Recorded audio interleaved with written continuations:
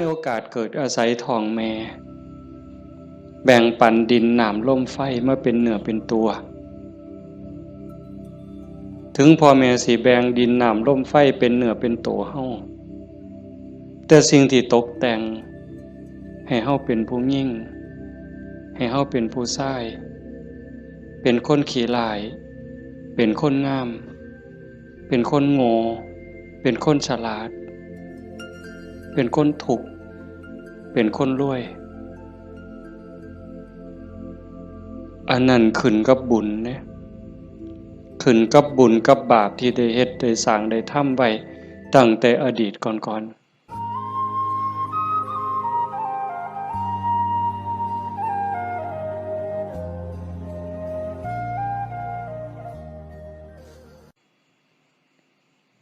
เฮาทั้งหลายจังว่ามีบุญมันมาจากขันธ์แล้ว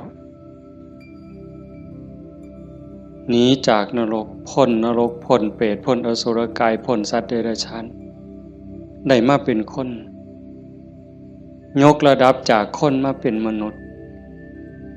มีศีลมีธรรมเข้าใจในเรื่องเล่าของชีวิตแก้วแหวนเงินทองเฮาก็หาอยู่ประกอบสัมมาอาชีพเลี้ยงปากเลี้ยงท้องเลี้ยงลูกเลี้ยงหลานอยู่2 มื้อ3 มื้อที่เฮามาอยู่ในสวนธรรมเนี่ยขันไปค้าไปขายเด้มันสิได้จักบาทผู้บางคนได้เป็นพัน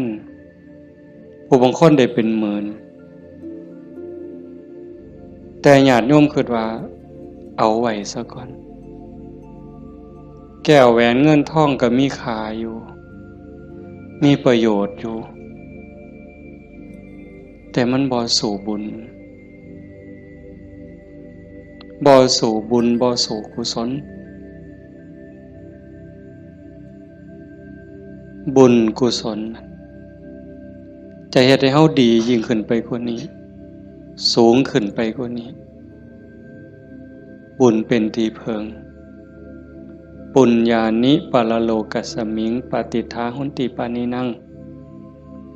เพราะเหตุว่าบุญนั้นเป็นที่พึ่งของสัตว์ทั้งหลายในโลกหน้าพร้อมทั้งโลกต่อไปเพิงได้ตั้งแต่วินาทีนี้ตั้งแต่วินาทีที่เฮ็ดบุญก็เอากายเอาวาจาเอาใจนี่เฮ็ดบาปก็เอากายวาจาใจนี่เฮ็ดบาปเฮ็ดให้เกิดความทุกข์เกิดความเดือดร้อนคันแม่นเฮ็ดบาปดูๆเฮ็ดบาปบ่อยๆเฮ็ดบาปหลายๆถึงในขณะที่เฮ็ดมันสิม่วนมันสิสะใจก็ตามแต่จักมื้อหนึ่งเวลาหนึ่งมันจะเดือดร้อนในข้าวที่มันลุ่มหลงมันก็บ่ย้านหยังดอกอย่างคนไปรักของเขาคนฆ่าเขาเนี่ยฆ่าสัตว์ลักทรัพย์ประพฤติผิดในกามล่วงเกินลูกหลานสามีภรรยาผู้อื่นนอกใจผัวเมียเจ้าของก็แล้วแต่ขี่ตัวใส่หลายป้ายสียุโย่งให้แตกเหล่าสามัคคีตอนเฮ็ดตอนทำตอนกำลังมั่วเมาอยู่นี่ก็บ่ย้านหยังก็คิดว่ามันบ่มีผลแต่บัดฮอดเวลาหนึ่งมันจะเกิดความเศร้าหมองเกิดความย้านแต่มาว่าทุกคนเนี่ยแม่นสิปากคำเว้ายืนยันนักแน่นว่าบ่เชื่อดอกว่าบาปมีบุญมีชาติหน้าชาติก่อนนรกสวรรค์บ่มีดอกนั่นก็เว้าแต่ปากซ่อมมึงโลดคันมีคนแนวนั้นอยู่ใกล้เฮาปากว่าบ่ย้านแต่ว่าใจส่วนลึกเนี่ยมันยังมีอยู่วันๆอยู่คือกันบัดยามเจ็บยามไข้หรือยามที่บาปกรรมมันตามท่านตกทุกข์ได้ยากลำบากลำบนตอนนั้นสิกระวนกระวายเป็นทุกข์ตั้งแต่ยังมีชีวิตอยู่แต่ขันคนที่เชื่อมั่นอยู่แล้วว่าบาปมีบุญมีชาติหน้าชาติก่อนนรกสวรรค์มี ขันเผลอไปเฮ็ดบาปปั๊บด้วยความคิดไม่ออกในเคยเป็นคิดบ่ดีบ่งามกับพ่อกับแม่กับครูบาอาจารย์พาสององค์เจ้าเพียงแค่ความคิดแป๊บนิดเดียวเศร้าหมองเดือดร้อนทันทีเห็นบ่ได้โดนเลยเด้อากาลิโกเลยเด้เกิดทุกข์เกิดเดือดร้อนทันทีบาปคือความทุกข์คือเครื่องเดือดร้อนในปัจจุบันส่งผลไปเรื่อยๆเรื่อยๆขันกำลังบาปมันแห้งมันยังส่งผลอยู่เจ็บไข้ไก่ล้มไก่ตายมันก็หลอกล้อนพาจิตตกไปสู่อบายหนักสุดลงสู่นรกเบาลงมาเป็นเปรตอสุรกายเบาอีกเป็นสัตว์เดรัจฉานใส่บาปใส่กรรมอยู่นั่นเบาบางแล้วเมื่อเวลากลับมาเกิดเป็นคนอีกเถื่อเศษบาปตามมาพิการหูหนวกตั้งแต่เกิดผู้บางคนตาบอดตั้งแต่เกิดผู้บางคนอวัยวะบ่สมส่วนผู้บางคนอวัยวะครบคือหมูตีนครบมือครบแข้งขาครบแต่ว่าขี้ร้ายโยมว่ามันถูกซ้ำใดเห็นหมูเขางามเจ้าของก็นั่งเศร้าซองก็โจกงามเลยจะเป็นอุกจะเป็นอังลังเถื่อก็หน้าตาดีดีแต่พิการมันมีแนวเหตุให้กลุ่มใจทุกข์ใจอยู่หั่นบ้านเมืองเขามีมือ10 นิ้วมือ10 นิ้วเจ้าของพันมี9เป็นตะยูว่าบัดนี้ไหว้พระย่ามใดก็จักสิเสียงจักสิเฮ็ดจังได๋ขาดก็บ่ดีคันเกินมา11 นิ้วแล้วบัดนี้สิ่งเหล่านี้เป็นผลของบาปที่ตามมาเล็กๆนะคันแม่นว่าอวัยวะก็คือหมู่อยู่หน้าตาก็พอไปวัดไปว่าก็บ่พอสิอายคนปานใดแต่ว่าทุกข์ล่ะเฮ็ดเวียกปานไฟไหม้มือไหม้ตีนคำบ่ได้ยืนขึ้นบ่ได้อยู่แต่บ่พออยู่พอกินจักเถื่อเอาคันหาอีกแนวนึงดีล่ะพ่ออยู่พ่อกินหน้าตาก็พ่อไปวัดไปว่าแต่ว่าได้ผัวขี้เหล้าเป็นจังไดคันสิป้ามันก็หักอยู่ได้เมียปล่อยเก่งบัดนี้เป็นจังไดเจ้าพ่ออยู่บ่บัดนี้ก็ยังว่าคู่กรรมคู่เวรเอาให้อีกก็ได้ผัวก็ดีดีเมียก็ดีดีบอกกันอ้อมแอมอ้อมแอมปานเทวดาแต่ว่าลูกปานผีบัดนี้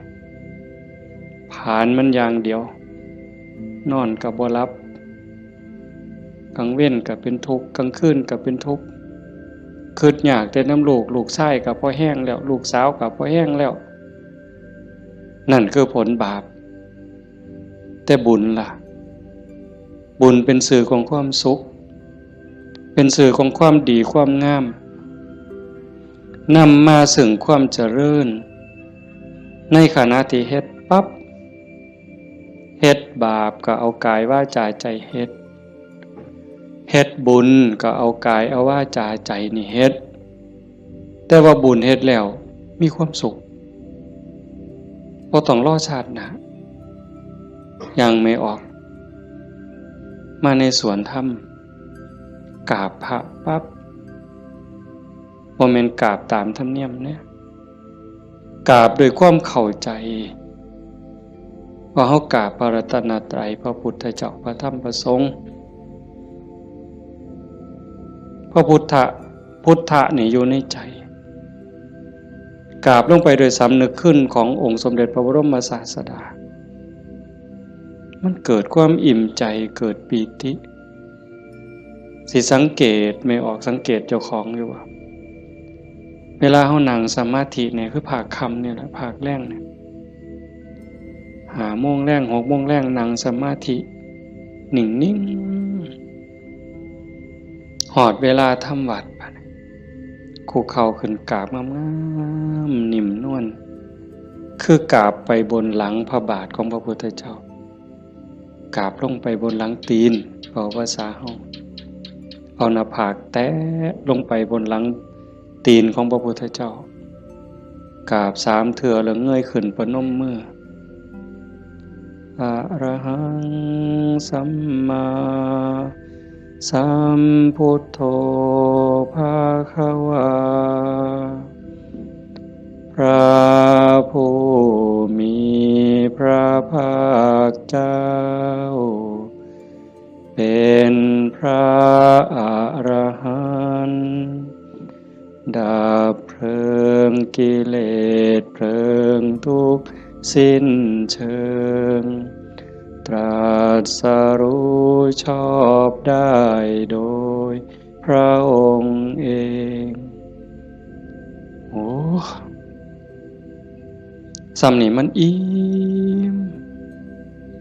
น้ำตาไหลอ่อนซ่อนเจ้าของอิ่มใจภูมิใจเด้ทั้งเถื่อเฮาบ่ต้องเว้าคิดซื่อๆนั่งสมาธินิ่งๆทบทวนพระพุทธเจ้าเพิ่นเป็นไผมาจากไสเฮ็ดจังได๋ได้เป็นพระพุทธเจ้าบุกบั่นฝ่าฟันเสียสละหยังมาแน่กลัวได้เป็นพระพุทธเจ้าพอได้เป็นพระพุทธเจ้าแล้วขนขวายในการบอกการสอนการแนะการนำพระมหากรุณาธิคุณที่ยิ่งใหญ่หวังให้สรรพสัตว์ทั้งหลายพ้นไปจากความทุกข์พ้นไปจากการเกิดการแก่การเจ็บการตายพอพระองค์เห็นว่าวัฏฏะสงสารนี้หาความปลอดภัยอีหยังบ่ได้เฮ็ดบุญบักใหญ่หลวงตกนรกก็มีเฮ็ดดีมาตลอดชีวิตพลาดนิดเดียวล่วงลงสู่อบายก็บ่อึดแม่นสิเกิดมาเป็นคนดีแล้วงามแล้วร่ำรวยเฉลียวฉลาดมียศถาบรรดาศักดิ์แล้วแต่ความทุกข์ก็บ่เคยห่างหายไปจากคนเกิดเป็นทุกข์โยมกระทบทวนเห็นเกิดในท้องแม่9 เดือน10 เดือนพัฒนาการเฮานั่งคดจ้องของอยู่ในท้องแม่มือคลอดแม่ก็เกือบตายทั้งเถื่อก็ตายอีหลีแม่ก็ห้องโฮโพสังกาหมดลูกหลุดออกมาสลบเลยลูกพดออกมาปั๊บก็หายกากหลด100%เต็มหมดสุคนทุกข์เลยเกิดมาทุกข์แก่ก็ทุกข์หูจักสุคนแล้วนั่งอยู่นี่เจ็บแขวเจ็บข้างเจ็บแข้งเจ็บขาปวดหลังปวดเอวเคยหมดสุคนนะหัวงอกตั้งแต่หัวงอกก็คือมันบ่เจ็บบ่ปวดก็ทุกข์เว้ยไม่ออกเป็นเลยว่ะซองกระจกเห็นผมงอกนี่ถอนปั๊บโลดย่านเข้าว่าเจ้าของเฒ่าเห็นบ่อายุ40คนเขาเอิ้นแม่ใหญ่ได้งวกปั๊บตาเขียวปื้อโลดเด้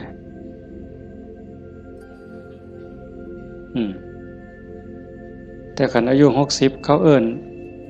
น่าสาวอายุปานใดล่ะ60ว่าแต่แม่น45หนู กินฮอดข้าวบ่เลยเป็นบ้าเด้นี่ดีใจอ่ะเห็นบ่เฒ่าก็เป็นทุกข์เจ็บก็เป็นทุกข์ตายล่ะคนตายตอนมันตายแล้วมันบ่ทุกข์ดอกร่างกายหั่นแต่ว่าความรู้สึกนึกคิดน่ะมันห่างย่านตอนบ่ทันตายเนี่ยมันย่านเป็นหยังจังย่านคันคำถามแนวนี้เป็นหยังจังย่านตายบ่มั่นใจในเจ้าของที่จริงกันเฮาเฮ็ดบุญเฮ็ดกุศลสร้างคุณงามความดีไว้เพียงพอมันสิย่านเฮ็ดหยัง อาตมาคือกันอาตมาย่านตายไม่ออกยังย่านตายอาตมาย่านอาตมาตกนรกนี่หม่องมันแมนอีหลีบัดนี้คันว่าตายปั๊บอาตมาจะไปเกิดเป็นเทวดามีสวรรค์วิมานกว้างใหญ่มีบริวารล้อมหน้าล้อมหลังมีทิพย์หมดจังสิไปเกิดเป็นพรหมจังสิไปย่านเฮ็ดหยังบัดนี้ก็สามเฮาสิหนีจากบ่วข้วยนอนจะขี้ตมจะขี้งัวขี้ข้วยไปขึ้นปราสาทมีเครื่องหอมเครื่องท่ามีความหอมเต็มสะดวกสบายเฮาก็บ่ได้ย่านแต่นี่มันสิตกลงไปหลายกว่าเก่าเนี่ยมันก็เลยย่านแม่นคือบ่อาตมาบ่ฮู้ดอกโยมก็คิดเอาเองว่าโยมย่านคืออาตมาบ่ตายมันทุกข์ลางเทื่อก่อนตายเนี่ยญาติโยมนี่คนประพฤติปฏิบัติธรรมไปร่วมงานศพดูๆไปเยี่ยมคนป่วยบ่อยๆนี่ได้น้อมธรรมเข้ามาใส่ตนซ้ำใดเห็นคนเจ็บคนป่วยทรมานโอ้ยบัดฮอดข้าวเจ้าของสิเป็นจังไดน้อคือดูพอพระพุทธเจ้าเพิ่นบอกว่าโอปัญญิโกควรน้อมเข้ามาใส่ต้นเลือกได้อยู่บ่ล่ะโยมโอ้ยผู้ขาสิเลือกเอาตายด้วยโรคอันนี้ดอกสิเอาไหลตายดอกเอาง่ายที่สุดแล้วเด้นี่เอาวะกินข้าวอิ่มๆกับลูกกับผัวกับเมียแล้วนอนหลับแล้วตายไปเลยนี่ง่ายที่สุดแล้วเอาวะยังบ่ทันหันเอาอยู่เด้นี่ขนาดพิธีที่ดีที่สุดสบายที่สุดล่ะเด้ขันไปเว้าถึงพวกเจาะข้อหายใจบ่ได้เจาะข้อพวกท่านก็ป้อนอาหารทางสายยางเจาะสวงเอาเงี้ยวออกบัดนี้เลือดก็ใส่ทั้งแขนข้างนึงน้ำเกลือก็ใส่แขนข้างนึงออกซิเจนงุ่มดังอีกเจาะสวงเอาน้ำออกบัดนี้อุ้ยผู้ใดคิดว่าเจ้าของสิบ่ถูกแนวนั้นแน่อยู่นี่ยกมือขึ้นเบิ่งบ่มีหลักประกันหยังเลยพระพุทธเจ้าเป็นผู้มีพระมหากรุณาธิคุณคิดเห็นบุญคุณของพระองค์เที่ยวบอกเที่ยวสอนจากป่าสู่ป่าจากเขาสู่เขาจากกระท่อมของคนขอทานฮอดปราสาทราชวังของพระราชามหากษัตริย์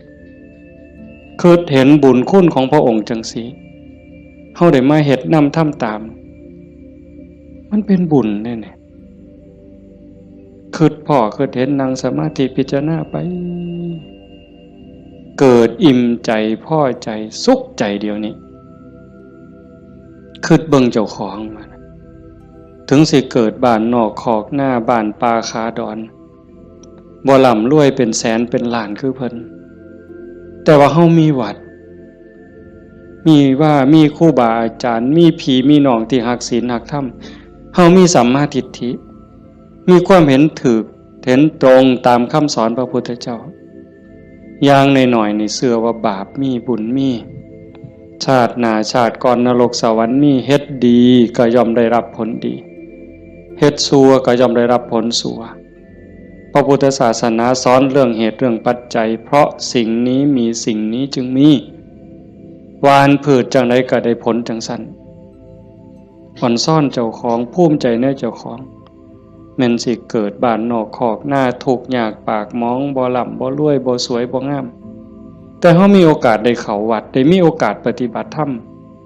เป็นผู้บ่ประมาทได้ยินเสียงปากเสียงเว้าของครูบาอาจารย์น้อมนำลงสู่การประพฤติปฏิบัติซ้ำนี่เฮากับพ่อแห้งอ่ะเนี่ยโยมเป็นบุญล่ะนี่เกิดปีติเกิดความอิ่มใจแล้วก็ตั้งตนในความบ่ประมาทอีกอันนี้หมายถึงบุญเฮ็ดปั๊บก็เกิดความสุขใจอิ่มใจปั๊บขันเฮ็ดเรื่อยๆเฮ็ดบ่อยๆเฮ็ดดูๆจิตนึกตั้งแต่ถึงคุณงามความดี บัดเจ็บบัดป่วยบัดไข้บัดหนาวบัดสิลมสิตายนิมิตที่มันดีมันงามนำพาดวงจิตดับปุ๊บไปสู่สุคติขันมันเฮ็ดดูอันนี้หมายถึงดีเด้ให้ท่านรักษาศีลเจริญภาวนาเลี้ยงพ่อเลี้ยงแม่เขาวัดเขาว่าสร้างน้ำทำบุญมีจิตเอื้อเฟื้อเกื้อกูลขันมันเฮ็ดดูบ่อยๆจิตมันเที่ยวทางนี้ดูอันดอกมันก็ง่ายต่อการสิเกิดสิ่งเหล่านี้ในการจูงจิตไปสู่สุคติดับปุ๊บก็ไปสู่สวรรค์ไปสู่พรหมอื่นว่าไปสู่สุคติใส่บุญใส่กุศลไปจนหมดแห้งของบุญของบาปของบุญของกุศลส่วนนั้นหมดเวลาขันบ่ท่านถึงความเป็นพระอริยเจ้ากลับมาเกิดเป็นคนอีกเถื่อบัดนี้ ผลบุญพามาเกิดเป็นคนเศษบุญตามมาปุ๊บรูปร่างหน้าตาผิวพรรณสวยสดงดงามมีความอ่อนน้อมอ่อนโยนมาแต่ต้นเกิดในตระกูลสูงเชื่อผู้ดีให้ทานมาหลายๆด้วยจิตศรัทธารวยตั้งแต่เกิดแต่มาว่ามาหลายปีแล้วว่าขันคนให้ท่านด้วยความศรัทธาด้วยความเลื่อมใสเฮ็ดด้วยความจริงใจผลมันให้รวยบางเทื่อรวยตั้งแต่เกิดบ่ทันมื่นตาซ้ำปู่ย่าตายายเตรียมฝากธนาคารไว้ให้เปิดบัญชีไว้รับเป็นร้อยล้านพันล้านล่ะเห็นบ่ล่ะนั่นคืออานิสงส์ของศีลของทานของบุญของกุศลสวยรวยสวยผอมงามผอมรวยผอมฉลาดผอมโรคภัยไข้เจ็บหน่อยอายุยืนมีคนเคารพนับหน้าถือตาเว้าหยังคนก็เชื่อถอยฟังคำผู้ใดบ่อยากได้เนี่ยก็ 100% ทุกคนอยากได้แต่ว่าอยากซื่อๆมันบ่ได้บัดนี้ต้องเฮ็ดต้องสร้างเหตุปัจจัยแต่ว่าคนไทยในปัจจุบันเนี่ยอาตมาว่าก็กำลังหลงทางไปไกลคือกันมองจังหนึ่งก็คือศาสนาพุทธเจริญเบิ่งอีกแนวหนึ่งก็คือเสื่อมเต็มทีในเวลาเนี่ยนี่คือชุมนุมชนของเฮาเนี่ยกลุ่มเฮาเนี่ยคือเจริญอยู่แต่ว่าอีกกลุ่มหนึ่งมันอาศัยพุทธศาสนาติดยี่ห้อพุทธศาสนาแต่ว่าเนื้อในแกะกล่องเปิดขวดกินเข้าไปมันบ่แม่นบ่อยากเว้าหลายปานใดดอกเรื่องหมู่นี้แต่มันต้องเถือกับเป็นตะเว้าอ่อนวอนบวงสรวงพิธีกรรมเนี่ยมันออกนอกทางหมดนิยมคันมันสิง่ายปานนี้พระพุทธเจ้าสิมานั่งเฮ็ดหยังสิสอนเฮาให้ฝึกให้ฝนให้เพียรเฮ็ดหยังครูบาอาจารย์หลวงปู่หมั่นหลวงปู่ชาเอาชีวิตเกือบบ่รอดก็สั่นก็ครึ่งฝ่ายแล้วก็มาผูกหัวเจ้าของก็สวดซะทีล่ะอิติปิโส1,800,000ก็ได้ตัวให้มันหอเวินกิเลสคูโคบเอาโลดติล่ะมันแม่นบ่ล่ะกระแสนี่กำลังแห้งแม่ออกกระแสนี่กำลังหลายนั่งเถื่อกับเงินนี่เป็นตัวตั้งบ่ได้ตั้งใจดอกแต่ขี่รถมาได้ยินไหมเปิดวิทยุฟังแถวนี่ล่ะวิทยุแถวนี่ล่ะหมดน้ำกันนี่ล่ะเนาะพอมันได้เงินหลายบางมื้อวันที่2บ่อาตมาไปเทศงานนึงเทศจบคนกำลังลังมาอันนี้มือสาวมือรุ่นก็เลยถามประธานงานเขาก็บ่ฮู้ดอกว่าท่านเข้าใจว่ามันเป็นแนวใดนะถามว่าเป็นจังได๋งานเรียบร้อยดีอยู่บ่เรียบร้อยอยู่ค่าน้อยเพิ่นว่าอุ้ยได้เงิน 800,000 กว่าเพิ่นว่าสาธุว่ะงานคืนเดียวง่ายๆแจกไม่หีบกันหมดคืนเนี่ย อยากเคาะเมิดไว้ก็ออกแบ่งใหญ่ๆถ้ามาเสือว่าพระพุทธเจ้าบ่สอนแล้วก็บ่ได้พาเฮ็ดแนวนั้น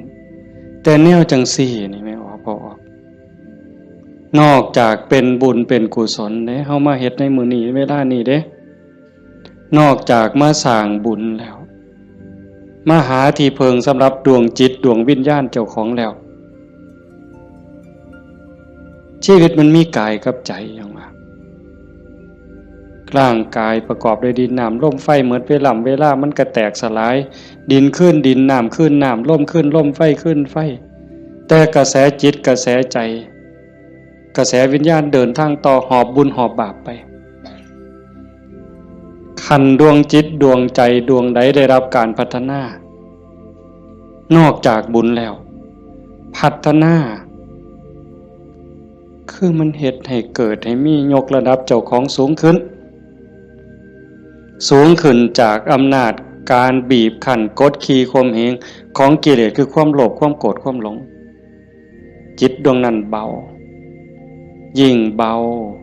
ยิ่งละเอียดยิ่งสูง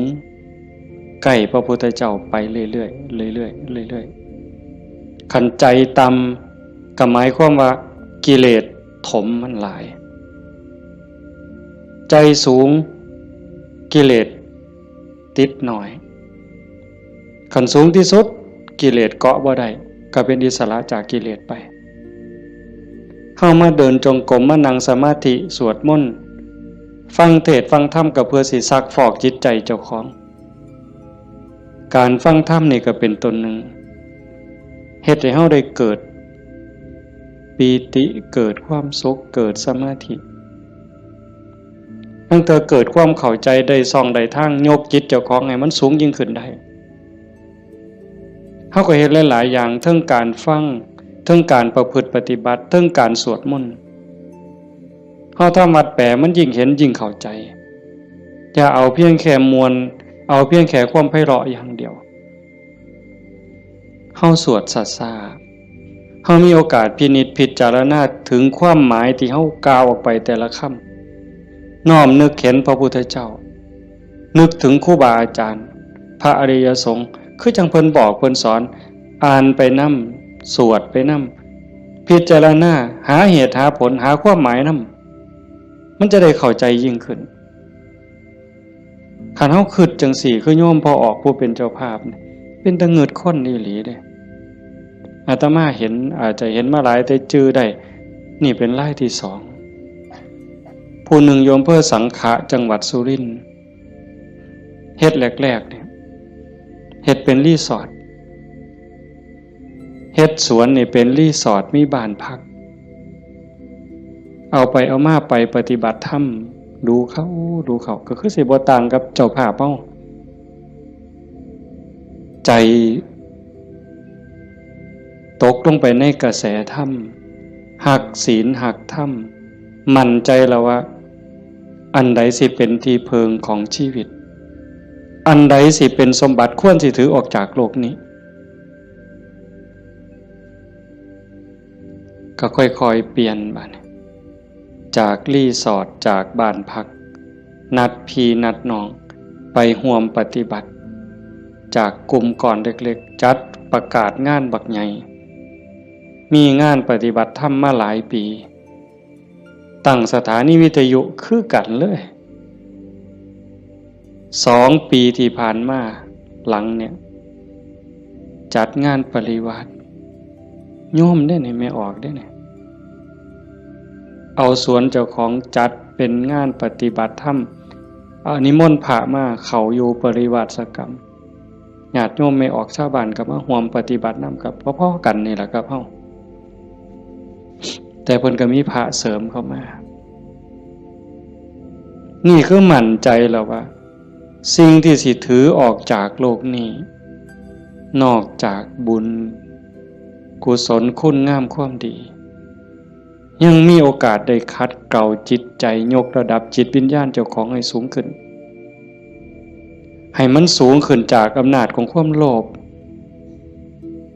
ความโกรธความหลง ความอิจฉาริษยาอาฆาตพยาบาทจองเว้นหน่อยเนื้อต่ำใจบุญยังบ่ท่านปลอดภัยปานใดเลยดีอยู่แต่บ่ท่านปลอดภัยเพราะว่าคำสอนของศาสนาญาติโยมก็ได้ยินอยู่แล้วหลายๆมื้อเฮาก็ทำวัดอยู่ประจำละชั่วประพฤติดีเห็นบ่ละชั่วประพฤติดีทำจิตให้บริสุทธิ์ตัวจิตบริสุทธิ์นี่จึงเป็นพุทธศาสนาละชั่วมาเฮ็ดดีนี่มันยังบ่ทันฮอดพุทธศาสนาแต่มันเป็นหลักษากลของโลกของจักรวาลผู้ใดเขาก็สอนกันแบบนี้เนี่ยโยมก็ลองพิจารณาว่าชีวิตเฮาที่เหลืออยู่เนี่ยเฮาสิเฮ็ดจังได๋จังสิใกล้พระพุทธเจ้าใกล้หลักธรรมเข้าไปที่สุดจากชั่วมาถึงดีจากดีไปถึงว่าง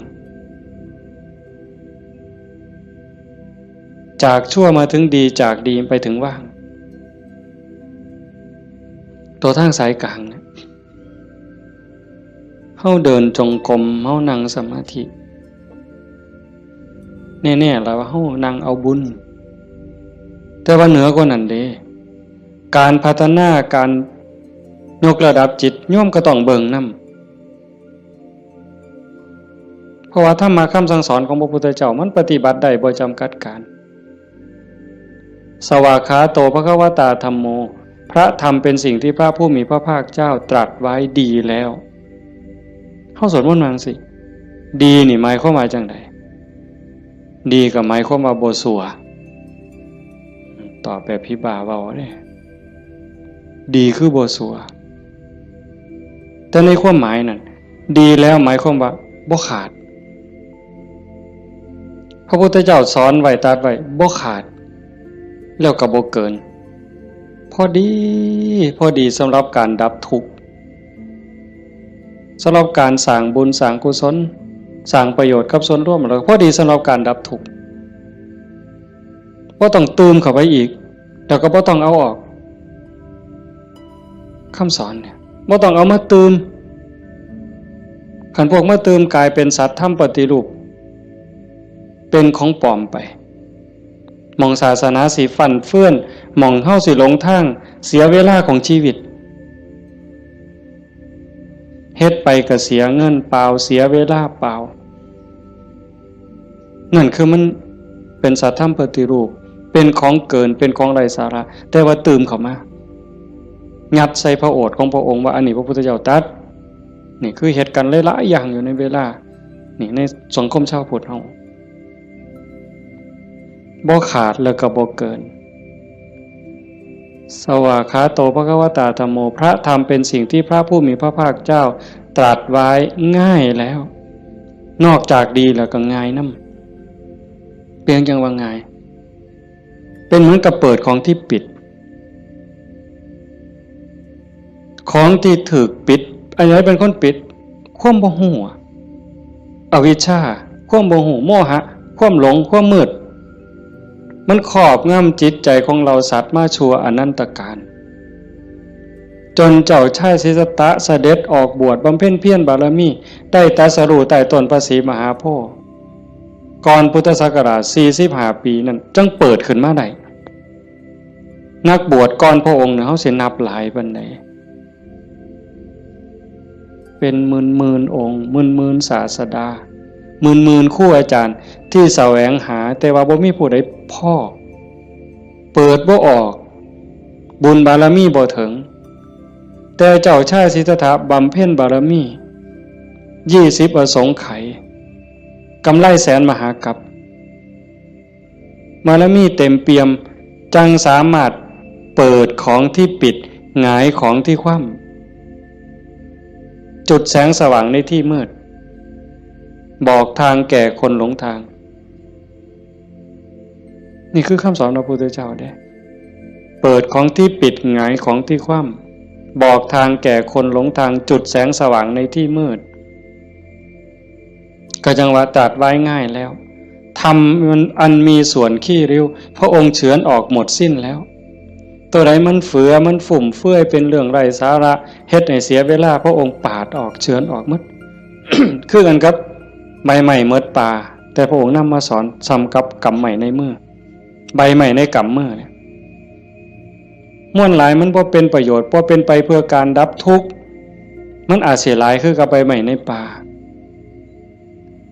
สูตรนั่นสูตรนี่สูตรยารักษาโรคสูตรสะเดาะเคราะห์ต่อชะตายังก็สิบอกกันคือซุมื้อเสริมดวงเสริมมงคลนั่นก็แล้วแต่วิชาที่มันบ่เป็นไปตรงไปเพื่อความดับทุกข์พระองค์บ่เอามาสอนเฉือนออกบ่เอามาเว้าถือเป็นเรื่องไร้สาระเป็นหยังจังเอาแต่สิ่งที่มันเป็นประโยชน์ล้วนๆเอาแต่แก่นเพราะว่าวันเวลาของชีวิตเฮาบ่พอโยมชีวิตหนึ่งๆเฮาบ่พอสำหรับการจะปลดเปลื้องกิเลสออกจากใจเป็นเรื่องรีบด่วนวันเวลาของชีวิตเฮามันบ่ถึง100 ปีจะคนเนี่ยเห็นบ่เบิ่งดีๆเด้เฮาเกิดมาอยู่ในโลกนี่มันบ่เกิน100 ปีหลายคนอยู่นี่60แล้ว70แล้วอายุจน70หัวงอกแขวหักแล้วเนี่ยกิเลสลดลงหรือยังถามเจ้าของเบิ่งยังเครียดให้ลูกเขยบ่เครียดให้ลูกไผ่บ่ไปตักอาหารยามมื้อเช้านี่มันอยากได้หลายเกินจำเป็นบ่นั่งเถื่อตักไปก็อันนี้ก็สิเป็นตาแซ่บอันนี้ก็สิเป็นตาแซ่บตักไปตักมาแงกเบิ่งถาดโอ้มันสิกินหมดบ่พ่อละเพิ่นว่าย่างสิวิโตเฮ็ดบักสมยังถอยกลับหลังมาอีกอยู่2 ก้าวกำปึ๊บอีกอยู่นี่คือเฮาพัฒนาบ่ทันไปเนี่ยตอนนี้อายุ70นี่เอาบักสมมาหน่วยนึงยังบ่พอยังเอาหน่วย2ไว้เสียงไว้ให้หลานอยู่มื้ออื่นมื้อเนี่ยเจ้าว่ามันของเล่นซั่นบ่กิเลสเนี่ยสิเอาชนะมันแนวใดหลายภพหลายชาติหลายแสนชาติล้านชาติมาแล้วที่เฮาแพ้มาตลอดแต่ว่าก็ใครแน่ชาตินี้ได้มาเป็นคนสู่ตอนในสนามนี่เวทีนี่ก็แม่นนักมวยนี่คือเวทีแก้มือแม่ว่านัดล้างตาก็แม่นการแก้มือกันเป็นกีฬาหยังก็ตามนี่เป็นไฟหนึ่งเป็นเกมหนึ่งที่เฮาสิเอาชนะมัน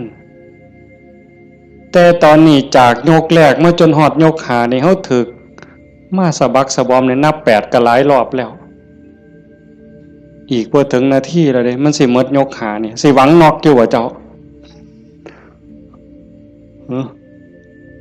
สิถึกศอกกลับเขามิดอ้อยซอยอีกยกนึงบ่จักนี่ต้องมึงเห็นเนี่ยจังว่าพระพุทธเจ้าเพิ่นเฉือนออกหมดสิ้นแล้วเอาแต่เรื่องทุกข์เรื่องดับทุกข์จ่อเข้ามาคันเอาว่าท่านเข้าใจซ้ำนั่นอ่านความรู้สึกเจ้าของมันเฮามาเดินจงกรมนั่งสมาธิซ้ายย่างเนาะขวาย่างเนาะสิย่างพุทโธก็แล้วแต่ย่างเฮ็ดหยังอาตมาอาจสิเว้าบ่ถูกเด้ญาติโยมอาจจะเข้าใจกว่าอาตมาก็เว้าไปตามบ่าซั่นเนาะย่างเพื่อฝึกสติเพื่อเพิ่มความถี่ของสติสัมปชัญญะสติคือความระลึกได้สัมปชัญญะคือความรู้ตัว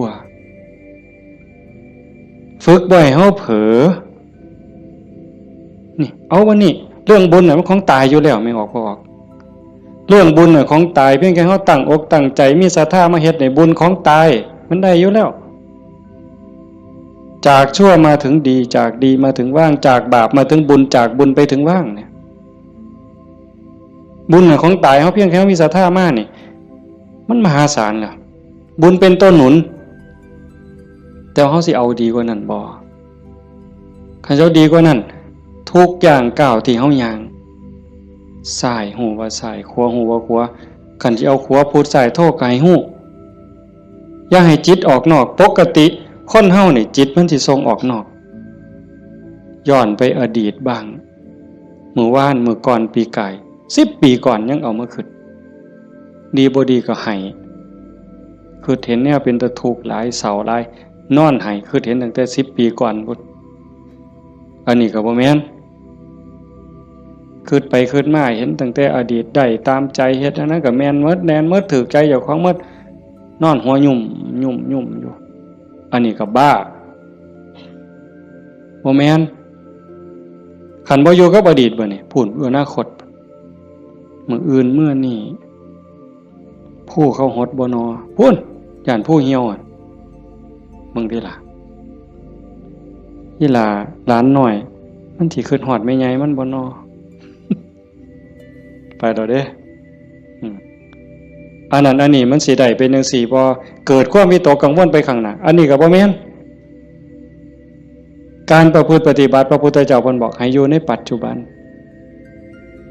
อดีตก็ละไปแล้วอนาคตก็ยังไม่มาให้อยู่กับปัจจุบันที่เฮาพุทโธนี่คือเห็นปัจจุบันหายใจเข้าพุทนี่เห็นปัจจุบันโธออกนี่เห็นปัจจุบันในเมื่อมีสติอยู่กับปัจจุบันอันนี้เป็นเครื่องฝึกเป็นเครื่องมือในการฝึกจิตที่มันเคยวอกแวกไปอดีตแน่อนาคตแน่บ่นิ่งแน่เพราะเฮาจับไว้กับอารมณ์พระกรรมฐานผู้บางคนก็ท้องพองท้องยุบหนอพองหนอพุทโธคือลมหายใจซื่อๆเอามันมาจับไว้นี่จิตมันก็ค่อยนิ่งเข้าคันเฮาบ่ลดละความเพียรคันจะว่าถึงสติเป็นคือกับหัวสติเตสังนิวารนังสติเป็นเครื่องกั้นหยังกั้นกิเลสคือความเศร้าหมองคือความมืดความเศร้าหมองแห่งจิตแห่งใจบ่ให้มันมาท่วมทับจิตก็คือฝึกจังซี่คันสมมุติว่าสติเป็นเครื่องหัวเป็นหลักหัวมื้อนึงคิดฮอดพุทโธเทื่อนึงขาดบ่เนี่ยเมิดมื้อคิดฮอดพุทโธได้เทื่อนึง2เทื่อ10เทื่อ100เทื่อก็ยังว่าห่างคันมันเป็นหลักหัวนี่ลมฮอดสร้างคันสมมุติว่าเฮ็ดไร่เฮ็ดนานี่บ่ว่าแต่งัวเขาสิมากินดอกข้วยสิมากินดอกลมฮอดสร้างหัวมันห่างแม่นมั้ยมื้อนี้เฮาฝึกดูๆมาเพียรปฏิบัตินี่ฝังหลักทีเขาแต่ก่อนมันห่างเป็น 2-3 เมตรสร้างเขาได้มื้อนี้ปักเขาไปกลางกึบเหลืออยู่เมตรครึ่งสร้างเขาบ่ล้มเนี่ยแต่ว่าข้วยเขาได้เด้ฝึกเขาไปอีกเพียรไปอีกพยายามเขาไปอีกฟักกึบเขาไปอีกจากเมตรครึ่งเหลือ75เส้นจบข้วยเขาบ่ได้งัวเขาบ่ได้แต่ว่าหมูอาจสิเขาได้เด้ดุดมุนเลยเสียบเข้ากลางกึบเหลือ30กว่าเส้นหมูเขาบ่ได้แต่หมาเขาได้มันเพี้ยนเข้าไปอีกซับเข้ากลางจาก30กว่าเหลืออยู่20 15ขึ้นไปหา20เสียบเข้าไปอีกเหลืออยู่10กว่าเส้นบัดแล้วไก่ก็เขาบ่ได้เสียบเข้าไปอีกไก่เขาบ่ได้กบอาจสิเขาได้ที่เขาอีกกบเขาบ่ได้เขียดโม่เขาได้ที่เขาอีกเขียดโม่เขาบ่ได้เขาได้แต่เขียดแค่หน้าสติเฮาคือกันสติสัมปชัญญะฝึกบ่อยๆฝึกดูๆเห็นดูๆฮู้ดูๆมันก็จะเป็นความชำนิชำนาญความระลึกรู้ระลึกเห็นบ่อยๆเกิดขึ้นอยู่ในปัจจุบันบ่อยๆบ่ได้แวบไปสู่อดีตบ่ได้แวบไปสู่อนาคตเกิดความตั้งมั่นเกิดความมั่นคงสติสัมปชัญญะสมาธิความตั้งมั่นได้บัดสมาธิคือความตั้งมั่นแห่งจิตบ่วอกแวกปัญญารอบรู้ในกองสังขารที่มันมาหลอกจิตสังขารกลางกายก็อีกอย่างนึงสังขารคือจิตใจก็อีกอย่างนึงกายนั่งนิ่งแต่ว่าจิตมันคิดไปทั่วทิพย์ทั่วแดนในเมื่อหูจักเรื่อยๆหูจักบ่อยๆพยายามผูกมันไว้คอยตะล่อมจิตมันคือลิงเพิ่นยังว่าผูกไว้คือผูกลิงใส่หลักสติเป็นเหมือนกับเชือกองค์ภาวนาเป็นคือกับหลัก มันสิดื้อปานใดลิงมันดื้อไปโลดมันไปบ่ได้จักหน่อยมันก็ล้ามันก็ซ่าลงจักหน่อยก็นั่งจิตเฮาคือกันเฮาบ่เครียดดอกมันไปก็ปล่อยมันไประลึกได้ปั๊บก็กลับมาใหม่ระลึกได้ปั๊บกลับมาใหม่ดูเขามันก็มีทางมันก็เป็นความชินของมันอยู่จักหน่อยก็นิ่งได้พอแต่มันนิ่งมันอิ่มแน่ไม่ออกก็สิเคยเห็นหลายคนนั่นล่ะเก่งกว่าอาตมาล่ะนั่งอยู่นี่ซ่อมเบิ่งเนี่ยเกิดความอิ่มใจสุขใจคันเฮ็ดดูบ่อยๆอย่างเฮาเบิ่งท้องพองท้องยุบเห็นคักๆขณะที่ท้องพองขึ้นปุ๊บทอเส้นผมปุ๊บขึ้นมาก็เห็นยุบลงปุ๊บทอเส้นผมนี่ก็เห็นหายใจเข้าหายใจออกคือกันในนี่มันก็มีการเกิดดับเห็นอยู่ในเมื่อนี้ทั้งสัตว์ปั๊บเกิดปีติเกิดความสุขเกิดอิ่มใจอันนี้เล็กๆดอกของเล่นน้อยๆขนาดบางเถื่อเฮาเฮ็ดดูบ่อยๆจนได้หูจักมันแน่แล้วบัดเกิดมื้อนึงเวลานึงเฮามีเรื่องต้องคิดต้องอ่านมันหนหูหนหวยกัดกลุ่มกระวนกระว่ายคิดพอปั๊บคิดฮอดกรรมฐานหายใจเข้าดึงลมหายใจเข้าหายใจยาวๆวืบหายใจออกวืบเย็นว่าขนลุกวืบโล่งอันนี้ก็มีก็เป็นบอนพักอีกอันนึงคันเฮ็ดจังสี่ดูบ่อยๆเฮาสิเล่นจังไดกับมันก็ได้ไม่ออกเคยเบิ่งความคิดเจ้าของบ่นั่งเบิ่งซื่อๆเนี่ยหลังจากเบิ่งลมหายใจเข้าหายใจออกพอสมควรบัดเวลานึงเฮาอยากเล่นกับความคิดตั้งสตินั่งจังสี่ปั๊บก็หลับตาเบิ่งรูปเจ้าของนั่งหลังจากนั้นก็ย้อนเข้ามาทางในเบิ่งจิตที่มันนิ่งอยู่ธรรมชาติจิตมันนิ่งมันว่างมันสว่างเป็นประภัสสรแต่กิเลส ความโลภความโกรธความหลงนั้นมันเป็นแขกมาเยี่ยมมาเยือนชั่วคู่ชั่วข้าวเยี่ยมแล้วก็ไปเยี่ยมแล้วก็ไปแต่ว่าเฮาขาดสติบ่นี่มันเยี่ยมตลอดเวลามาทางตาแน่ทางหูแน่ทางจมูกแน่ทางลิ้นแน่ทางกายแน่รับหูรับตาไว้ก็มาทางใจคิดอยู่ตลอดนี่คือแขกในเมื่อแขกมาเยี่ยมดูจิตใจอ่อนล้าเจ้าของบ้านบ่ได้พักข้าแต่ตอนรับแขก ไม่ว่าเคยเป็นบ่ล่ะสมมุติว่าเป็นเฮาเนี่ยนะเดี๋ยวกับผู้นั้นมาผู้นี้มาตอนรับอยู่หมดมื้อหมดเว้นหาข้าวหาน้ำให้อยู่ให้กินคอยเว้าคอยจาทักทายปราศัยเมื่อยเนี่ยคนบ่ได้พักก็เมื่อยก็ล้าใจบ่ได้พักก็คือกันเดี๋ยวก็โลภเดี๋ยวก็โกรธเดี๋ยวก็หลงเดี๋ยวก็ฮักเดี๋ยวก็ซังเดี๋ยวก็ย้านอยู่หั่นแต่คันเฮาได้เฮ็ดสมาธิได้ภาวนาจิตมันได้พักเป็นพักเกิดความหนักแน่นมั่นคงเด้เวลาที่จิตเฮามีสมาธิเกิดความหนักแน่นมันบ่เป็นสมาธิแบบที่เฮาเว้าถึงกันจนว่านิ่งสว่างดับไปเป็นชั่วโมง2ชั่วโมงเป็นมื้อเป็นเว้นก็สร้างเพียงแค่เฮาเห็นลมเข้าลมออกเนี่ยเฮาเห็นพุทโธติดต่อกันจัก5นาที10นาทีมันมีแห้งแท้เด้ไม่ออกหลายคนเป็นอยู่มั้งเห็นพุทโธลมเข้าก็พูดลมออกก็โธต่อกันจัก5นาที10นาทีนี่มันเกิดความมั่นคงในใจคันแม่นกกเสานี่ก็ซ้ำเสาปูนแล้วอยู่บ่ติงเด้จิตใจบ่หวั่นไหวนักแน่นมั่นคงโยกบ่ได้เห็นบ่เจ้าขันไปกว่านั้นบัดน่ะอ่านเบิ่งความคิดปั๊บหูปั๊บคิดปั๊บหูปั๊บคิดปั๊บหูปั๊บเฮานั่งจังซี่คือกันไม่ออกคันสมมุติว่าเฮาพุทโธแล้วมันมักคิดเอาแนวใหม่มึงคิดกูสิเบิ่งบัดนี้บ่พุทโธแล้วเศร้าพุทโธคิดปั๊บหูปั๊บคิดปั๊บหูปั๊บบ่คิดต่อมันเด้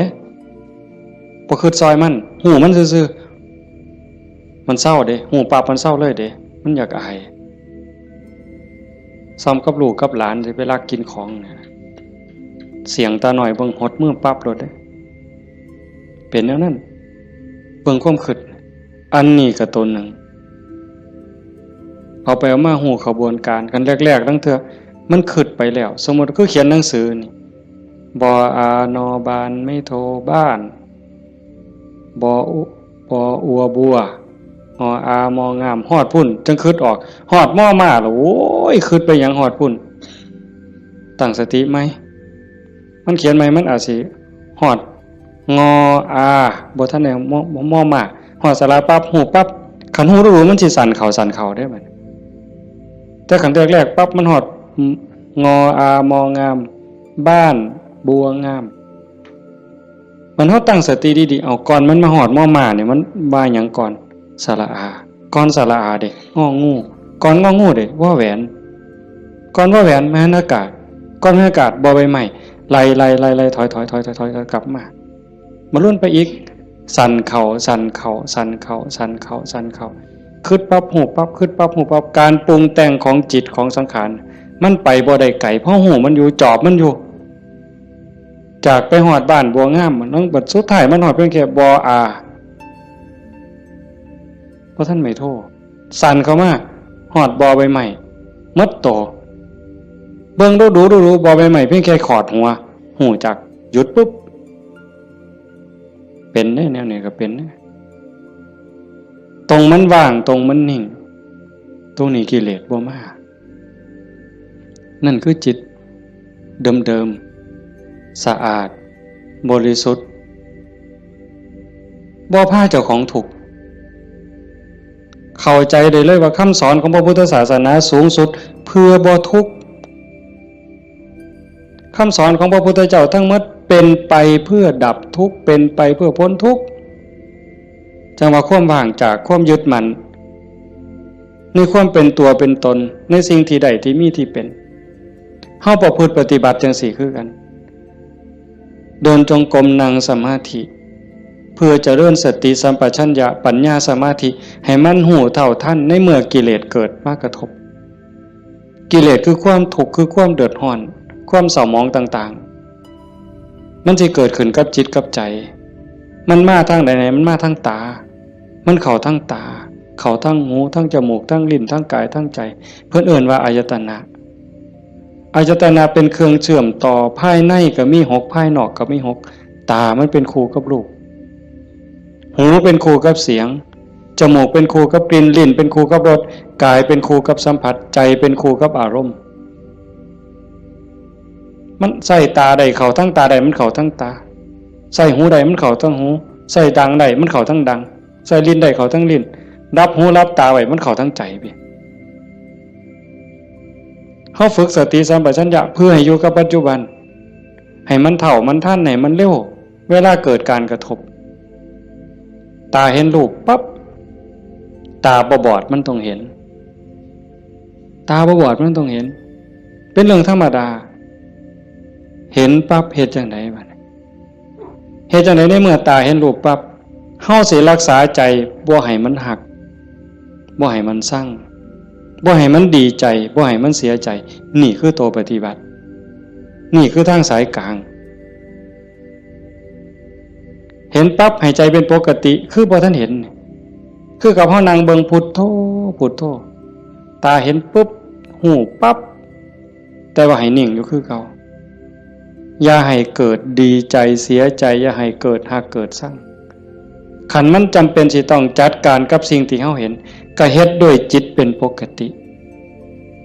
สมมติว่าขึ้นไปตั้งเฮือนมีขี่ไก่ไปด่าไก่กับบ่แม่นอีกปล่อยให้ไก่กับบ่แม่นอีกละคือเป็นตาสร้างไก่กับบ่แม่นอีกละบ่ถึงมัดเฮ็ดให้จิตเป็นปกติยากอยู่ได้บ่ง่ายจักเม็ดไม่ออกย้อนเฮาเฮ็ดบ่ได้นี่เฮาจังเกิดจังตายเที่ยวตกนรกเป็นเปรตอสุรกายเที่ยวขึ้นสวรรค์เที่ยวลงนรกอยู่นี่ย้อนเฮ็ดจิตเป็นกลางบ่ได้เห็นขี่ไก่ก็สิไปสั่งไปด่าไก่แต่คันเห็นเงินแบ่งพันถิ่มอยู่เป็นจังได๋บัดมันสิว่าดีใจที่ละว่าติ อันนี้ก็บ่ถึกดีใจพอใจก็บ่แม่นให้จิตเป็นปกติคันสิจับสิหยิบมันมีเจ้าของบ่ก็หยิบไปหาเจ้าของเอาเก็บไว้ซะก่อนก็จังค่อยไปกาดหาเจ้าของก็บ่คิดว่าสิเอาจังสี่คือกันคันบ่มาทางตาล่ะมันมาทางหูบัดนี้สมมุติว่าเขาด่าปุ๊บได้ยินเสียงด่ามาเฮ็ดจังได๋สิเฮ็ดใจเป็นปกติบ่เสียใจบ่น้อยใจคันพวกเพิ่นปฏิบัติเนาะเพิ่นจังว่าได้ยินเนาะเอาสติไว้ที่หูเกิดขึ้นที่หูก็ดับลงที่หูได้ยินเนาะบ่ให้ราคามันเถาะบ่ให้ราคาเลยบ่ดีใจนำบ่เสียใจนำเสียงก็สักว่าเสียงบ่แม่นสัตว์บุคคลตัวตนเราเขาเว้าง่ายแต่ว่าเฮ็ดยากที่สุดก็ย้อนว่าฝึกบ่ทันพ่อคันผู้ฝึกได้แล้วก็เย็นคือเก่าเด้คือหลวงปู่ชาเพิ่นว่าผู้ที่ฝึกบ่ทันได้คือบ่ทันเข้าใจคนด่าย่างไปเศร้าก็ด่าไปยามแล้งก็ด่าเห็นยามใดด่ายามนั้นก็ไปเครียดให้มันเป็นยังด่ากูเพิ่นว่ามัดมื้อนึงเขาว่าอย่าไปหัวซ่ามาเด้อผู้มันด่าคนเนี่ยเป็นบ้าตัวเศร้าเครียดเศร้าสั่งนั่นคือจิตเป็นกลางแล้วกลับคืนสู่ฐานเดิมของมันคันเขาให้เขาด่าเขาจมให้เฮาบ่ฮู้ท่านว่างจิตบ่เป็นก็ไปเครียดไปขมหาทางตอบแทนสิเอาขึ้นจองกรรมจองเวรไว้แต่ขันทาย่องแล้วบัดเนี่ยเป็นจังไดบัดแต่คำย่องคำย่อมากเฮาก็ดีใจก็บวกฟู่ขึ้นบ่ถือคือเก่าเสียใจก็บ่ถือดีใจก็บ่ถือแต่ให้จิตเป็นกลางๆนี่คือขอปฏิบัติธรรมชาติจิตเป็นจังซั่นมันบ่เคยฮักไผมันบ่เคยสร้างไผจิตนี่ฮักก็บ่เป็นสร้างก็บ่เป็นดีใจก็บ่เป็นเสียใจก็บ่เป็นโลภโกรธหลงก็บ่เป็นย่านหยังก็บ่แม่นมันเป็นปกติของมันอยู่กลางๆจังซั่นแต่ว่ารักโกรธเกลียดกลัวอิจฉาริษยาน้อยเนื้อตามใจย้อนกิเลสมาย่อมแขกมาเยี่ยมนี่มันพาเจ้าของบ้านป้วงเดี๋ยวนี้ก็ซ้ำกับเฮาอยู่เฮือนธรรมดานี่แล้วเคยเห็นอยู่ตัวบางปีใหม่นี่ลูกหลานเฮาอยู่เฮือนธรรมดากับพ่ออยู่บัดหมู่มาชวนกินเหล้ามันก็เมาอยู่เฮือนเฮาหั่นแหล้วเป็นจังได๋ซั่นพาเจ้าของบ้านป้วงเลย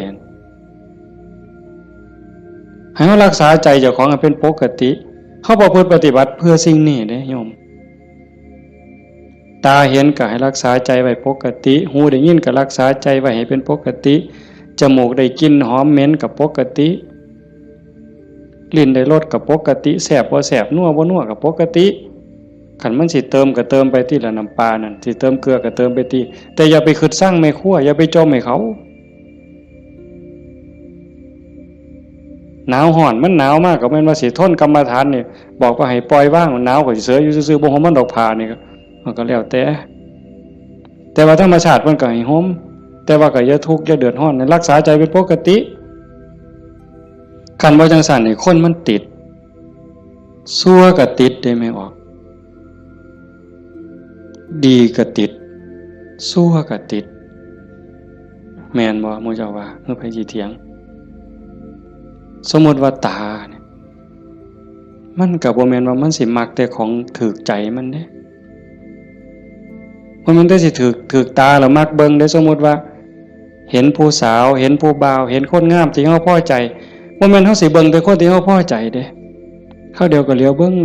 งก็ดีใจโอ้ยงามเนาะโอ้ยพอใจเนาะบ่แม่นแต่จังซั่นอันคนผู้เฮาสร้างนี่ไม่ออกเคยเป็นบ่โอ้ยจะแม่นกูสร้างปานตาสิแตกเพิ่นว่าสร้างปานตาสิแตกแต่ว่าแม่นเบิ่งบ่เศร้าเนี่ยเอ้าเคยเป็นบ่หมู่เจ้าบ้าหือดีซั่น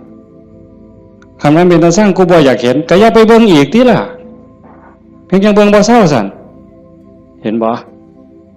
นี่คือมันโง่อาตมาผู้หนึ่งล่ะโง่แนวเนี่ยผู้ใดเศร้าโง่เนี่ยสาธุนำเด้อว่ามันเป็นตาสร้างยังไปเหลียวเบิ่งดูอยู่เอ้าดังบัดนี้ทั้งจมูกเนี่ยกับมันเราคนมักหอมติดหอมอย่างเดียวได้ไม่ออก ผู้เจ้าเป็นบ่ติดเหม็นไหมปลาแดกไหมปลาแดกเหม็นนี่ฮะว่าปลาแดกหอมเนี่ยตำบักฮวงคือสีแซ่บเปล่าวะนักกับไปกว่านั้นเล็บตีนสักโอ้ยบ้าคือดีกิ่มเล็บตีนสักออกมาเหม็นแทนที่สิทิมนะดมเว้ยดมเท่านึงกับบ่ว่าเด้ดมเท่าสองหมดแล้วแงกหน้าแงกหลังนี่ผู้เห็นกูบ่นอเพิ่นว่าลี่ดมนั่นน่ะเมืองอุบลเป็นด้วยวะยังจะเป็นแต่ศรีสะเกษเอาไว้โอ้ยแทนที่สิเอาถิ่มเนาะแต่มาว่าแงกหน้าแงกหลังเทื่อที่3ที่4บ่มีคนเห็นดมอีกสักเทื่อก่อนจังถิ่มนั่นใส่ว่ามาของหอมว่างจิตเป็นกลางบ่ได้นี่สติปัญญามันบ่พอเห็นบ่อย่าว่าแต่แสบบ่แสบเลยนัวบ่นัวเลยสัมผัสคือกันเย็นห่อนอ่อนแข็งใจคือกันเนี่ยมันบ่ดีคิดแล้วเฮ็ดเจ้าของเป็นทุกข์คิดพ่อเฮ็ดเจ้าของห้องไห้น้ำตาหลั่งน้ำตาไหลก็ยังมีโอกาสนอนมือกายหน้าผากคิดฮอดแล้วก็น้ำตาไหลสะอื้นอยู่ผู้เดียวบ้าคักๆเนี่ยเด้คนเนี่ย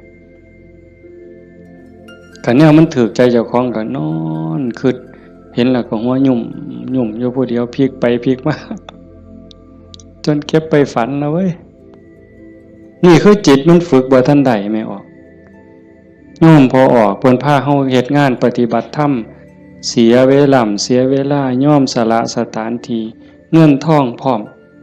เพื่อเอาบุญให้เจ้าของส่วนหนึ่งแล้วก็เพื่อยกระดับจิตใจเจ้าของส่วนหนึ่งแล้วก็เห็นว่าทุกคนคือพี่คือน้องป่วนรวมทุกข์เกิดแก่เจ็บตายทุกคนเคยเป็นพี่เป็นน้องเป็นญาติสายโลหิตเป็นสามีภรรยากันมานับภพนับชาติบ่ถ้วนชาตินี้ชีวิตนี้ได้เข้าใจในหลักธรรมคำสอนของพระพุทธองค์กะหวังให้เกิดประโยชน์สูงสุดส่วนหนึ่งเราก็ฉลาดบักคักถ้ามาเสือสู่คนที่นั่งอยู่นี่แบ่งบุญเล่าเด้เรากินเปอร์เซ็นต์หมู่เจ้าได้เนี่ยเป็นพ่อค้าสำนะหัวพ่อค้ายังมีอยู่นี่แม้แต่เฮ็ดบุญเด้ถ้าเบิ่งมืออื่นทราบบัดสิเมื่อนี่บัดสิเมื่อนี่จากโอ้ยอนุโมทนาสาธุเด้อนำพ่อใหญ่เด้อพ่อใหญ่ก็สาธุเอาหมดให้เจ้าได้บุญหลายๆจะแม่นอ่อนซ่อนเจ้าเห็นบ่เปอร์เซ็นต์ที่เราได้นำหมู่เจ้าเนี่ยจิตเราก็สะอาดขึ้นยิ่งเข้าใจในการประพฤติปฏิบัติหวังยกจิตยกใจพลังบุญตรงนี้เฮ็ดให้จิตเราสูงขึ้นมีกำลังใจขึ้นมีความเพียรพยายามมากขึ้นจิตโล่งโปร่งเบามากขึ้นพลังบุญมันส่งนี่คนฉลาดก็เฮ็ดแนวนี้คันคนบ่ฉลาดเด้มีที่มีสวนจังซี่สถานที่ดีๆจังซี่ชวนหมู่มากินเหล้ากระท่อมงามๆมันสินั่งกินเหล้าเบิ่งแสงเดือนแสงดาวใจมันสิอ่อนซ่อนคักแล้วไปอีกคนละแนวแต่คนมีปัญญาเฮ็ดอีกแบบนั่นว่าการประพฤติปฏิบัติเป้าหมายสูงสุดก็คือขนกิเลสออกจากใจความโลภความโกรธความหลงความหักความชั่งความเกลียดความกลัวอิจฉาริษยาอาฆาตพยาบาทจองเวรน้อยเนื้อต่ำใจโยมสังเกตใจเจ้าของให้มันเห็นขันบ่เห็นตรงนี้ก็งมอีกโดนเติบได้กิเลสมันเกิดอยู่ใจเนี่ยคุณธรรมก็เกิดอยู่ใจเนี่ยนรกก็อยู่ใจสวรรค์ก็อยู่ใจเนี่ยเฮาสิให้อีหยังเกิดมันเกิดได้เทื่อละอย่างไม่ออกความโลภความโกรธความหลงอิจฉาริษยาอาฆาตพยาบาทจองเวรน้อยเนื้อต่ำใจหักสั่งเกิดในใจเขาเกิดได้เทื่อละอย่างซ้ำกับตะเว้นขึ้นแจ้งมืดจักไปใสเหมือนยังตะเว้นตกดินความมืดจักมาแต่ใสความแจ้งจักไปใส ย่ำเฮาดีใจนี่ความเสียใจจักไปใส่มิดอ้อยซอยย่ำเฮาสร้างขึ้นมาหักกับมดอ้อยซอยผัวเจ้าของนี่แล้วเคยเปลี่ยนบ่ผัวเจ้าของเมียเจ้าของนี่ฮักปานสิกลืนกินแพงกับแพงแต่บัดย่ำสร้างมาแล้วบ่โธ่หักจักไปใส่จนขากันตายแล้วเว้ยเห็นบ่อยู่น้ำกันจังสิบัดเป็นตาหักเกินมากกับเป็นตาหักบัดเป็นตาสั่งกับเป็นตาสั่งจังว่าใจเฮามันได้เกิดขึ้นได้เทื่อละอย่างเทื่อละอย่างแล้วเฮาใส่อีหยังเกิดขึ้นกับใจเฮาบัดนี้ผู้มีธรรมก็อยากให้ความดีเกิดความดีใจความภูมิใจจิตที่มีเมตตาต่อกันหวังดีต่อกันอนุโมทนายินดีนำในเมื่อผู้อื่นเขาได้ดียามเมื่อคนอื่นเขาทุกข์ยากลำบากซอยเหลือบ่ได้ก็ให้มีอุเบกขาให้ถือว่าเป็นกรรมของสัตว์พอซอยเหลือได้ก็ซอยเหลือคันเฮาจอบเบิ่งจังซี่ใจเฮามีอีหยังเกิดขึ้นปั๊บก็ฮู้จักคืออาตมาบอกตอนกลางๆนั่นว่าคิดปั๊บฮู้ปั๊บคิดปั๊บฮู้ปั๊บอันคือเฮ็ดให้มันว่างแต่คันเฮาจอบเบิ่งมันมีอีหยังเกิดขึ้นก็ฮู้ให้มันเป็นเรื่องบ่ดีบ่งามก็บ่ทรงบ่บวกบ่ทรงมันต่อบ่ร่วมคิดกับมันบ่ร่วมขบวนการกับมันเฮาจะเห็นซ่อมเบิ่งกันจากฮู้ว่าเจ้าของเป็นคนแนวใดก็จอบเบิ่งใจเจ้าของนี่เป็นคนขี้อิจฉาบ่เป็นคนขี้โลภบ่เป็นคนขี้โกรธบ่เป็นคนขี้น้อยใจบ่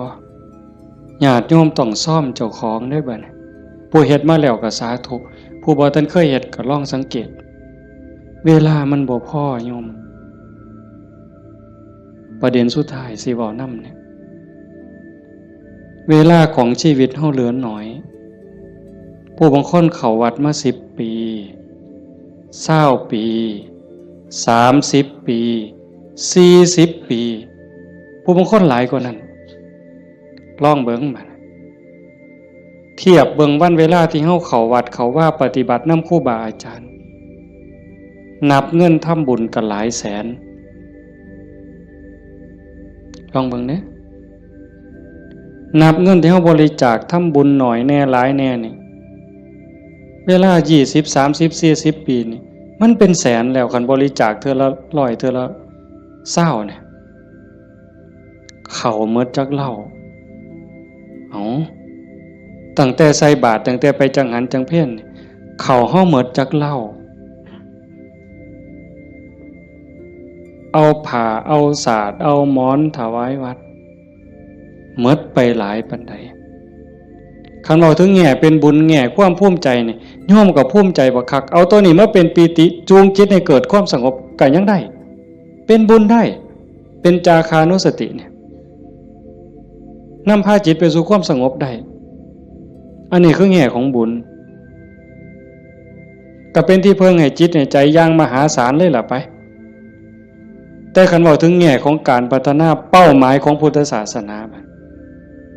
ในขณะที่เสียเงินไปหลายแสนแล้วหมดเงินไปหลายแสนแล้วหมดเข้าไปหลายเหล่าแล้วยกใจขึ้นบ่ใจเฮายกขึ้นได้ส่ำใดความโลภลดลงจักหน่อยบ่ความโกรธลดลงจักหน่อยบ่ความแข็งดีแข็งเด่นลดลงจักหน่อยบ่หือไปวัดแห่งแต่ไปผิดกันอยู่วัดขาดทุนได้นี่ครูบาอาจารย์มีสื่อมีเสียงลังเทื่อก็สิไปญาติกันเป็นที่หนึ่งมันมีอยู่เรื่อยเห็นอยู่หลายหมอง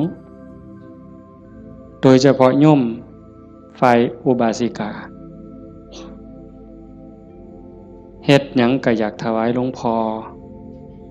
อยากให้หลวงพ่อฉันของเจ้าของใส่ของเจ้าของผู้นี้เฮ็ดอยู่แล้วมีผู้ใหม่มามีการแข่งกันขาดทุนนี่ตัวนี้คือขาดทุนลอดพื้นบ่แม่นขาดทุนธรรมดากิเลสมันบ่ได้ยอมเฮาเด้ไม่ออกสังเกตเด้อย่าเชื่ออาตมานำ แม้แต่พระเถาะเพราะฉะนั้นหลวงปู่ชาบ่ได้ถีบพระดอกเนาะได้ไปหนวดหลวงปู่แล้วว่าเจ้าของคักหลวงปู่เพิ่นฮู้จักความคือเลยถีบเลยหงายหลังตึงยังจังได้คิดเห็นบ่นี่คือครูบาอาจารย์เพิ่นสอนให้เห็นจิตตัวนี้โยมคันบ่เห็นจิตตัวนี้นี่ง่มเศร้าอีกโดนเติบเยจิตตังสัญญเมสันติโมขันติมานะพันธนาถ้าบุคคลใดจะพึงตามดูจิตบุคคลผู้นั้นจะพ้นจากบ่วงแห่งมารคันเห็นใจตัวนี้นี่เขาต้องการความสะอาดแม่นบ่ต้องการความสะอาดต้องการความบริสุทธิ์แห่งจิตแห่งใจเนี่ยมันจะเห็นคันบ่จังซั่นเข้าข้างเจ้าของเสยเด้มันมาที่หลังมันสิมาใหญ่กว่าเฮาได้จังใดมันสิมาเป็นที่หนึ่งได้จังใดผิดกันวัดแตกเว้ยมีเด้แนวนี้ก็ได้ขาดทุนเสียเงินเสียทองหาคืนใหม่ได้เด้หาเงินแสนเฮาก็ยังมีโอกาสสิหาพ่อโยม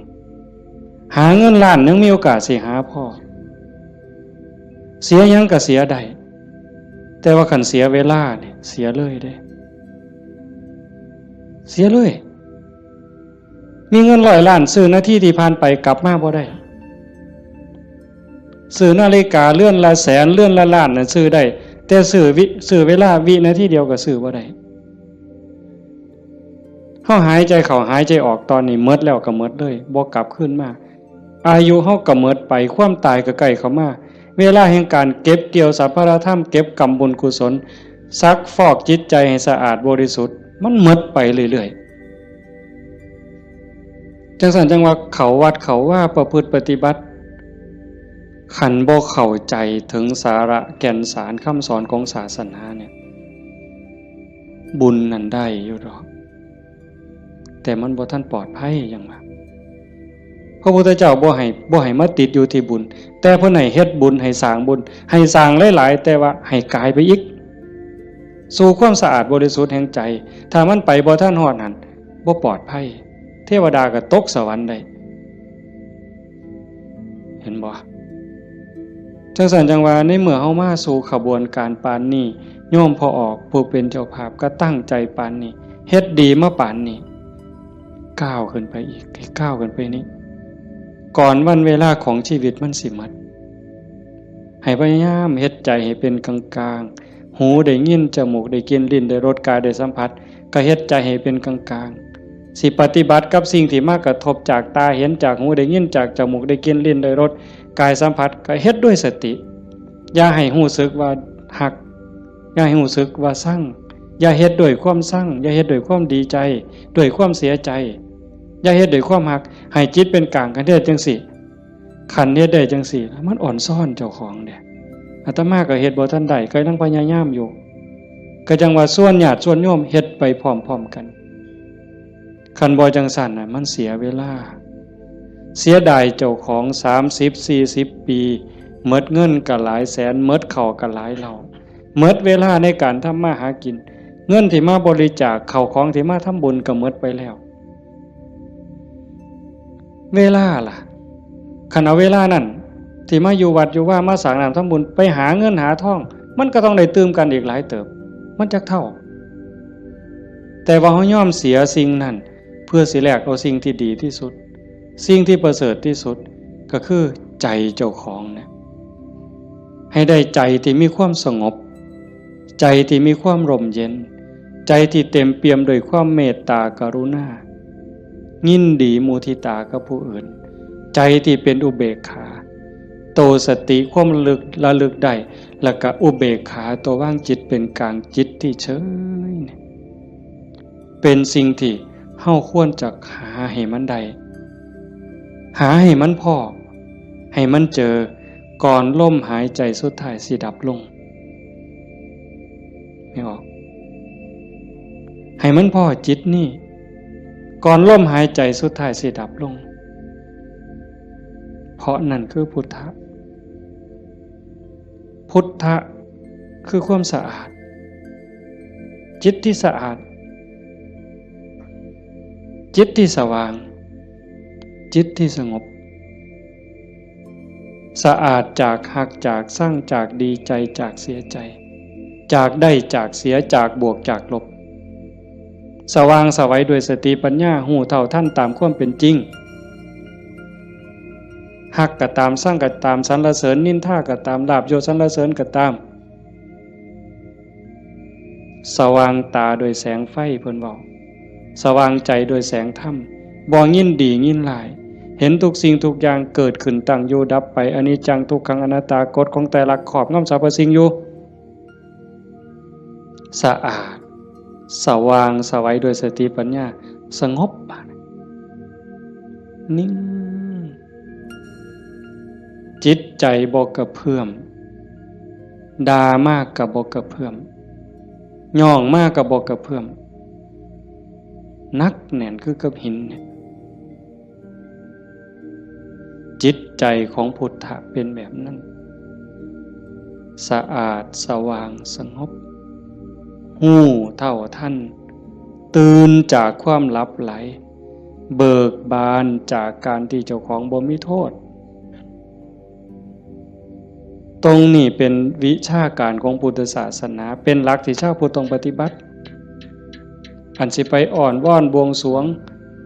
สวดแล้วก็ขอสวดแล้วก็ขอขันมันได้ซ้ำนั้นมันก็สิดีอยู่ขันมันได้พระพุทธเจ้าก็พาเฮ็ดแต่ตรงนี้ที่พระพุทธองค์เพิ่นสอนสลบจักเทื่อกลัวสิเป็นพระพุทธเจ้าหลวงปู่ชาลำบากปานใดอาตมาเคยอ่านพอเนาะว่าสิขึ้นไปอยู่เทิงภูว่าบ่อยากยุ่งบ่อยากยากนำการมาหาบิณฑบาตไปอยู่เทิงภูก็ว่าสิเหี่ยวกินพุ่นเนาะเหี่ยวฉันพุ่นเนาะฝึกซ้อมจนปานนั้น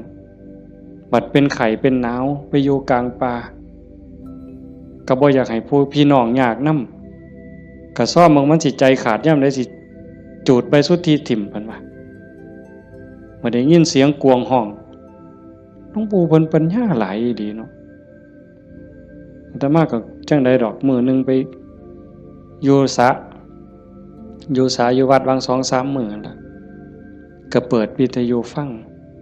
หลวงปู่เพิ่นเทศน์อาตมาก็หัวอยู่ผู้เดียวจุจ่อๆสั่นๆนี่คำสอนหลวงปู่ซ่าอยู่กับเจ้าของนี่อยู่หูดังนี่เนาะอยู่กับขนตานี่ทักงุ่มจ่อๆธรรมะนี่โอ้จะเป็นปัญญาคักๆเพิ่นยังว่าโอปนัญญิโกเป็นสิ่งที่ควรน้อมเข้ามาใส่ตนมันบ่อยู่ไสไม่ออกคันเวลามันสิเข้าใจมันสิฮู้เล็กๆน้อยๆนี่ดอกมันหูในเจ้าของมันเห็นในเจ้าของนี่โอปนัญญิโกเป็นสิ่งที่ควรน้อมเข้ามาใส่ตนคันน้อมเข้ามาใส่ตนนั่นเป็นคำสอนของพระพุทธเจ้าคันน้อมออกไปจักแม่นคำสอนไผบัดนี้คันไปอ่อนว่อนบวงสรวงเทวบุตรเทวดาอินพรหมยมยักษ์พระเจ้าทั้งหลายนี่แล้วโลดแต่ว่าอาศัยการประพฤติปฏิบัติจังว่าการฟังเทศน์ฟังธรรมให้เป็นไปเพื่อความศรัทธาความเหลื่อมใสศรัทธาปาสาทะวิริยะความภาคเพียรพระพุทธศาสนาเพิ่นสอนเรื่องความภาคเพียรวิริยะนะทุกขมัจเจติเฮาสิล่วงทุกข์ได้ก็ย้อนความเพียรพยายามของเฮาเองผู้อื่นเฮ็ดให้บ่ได้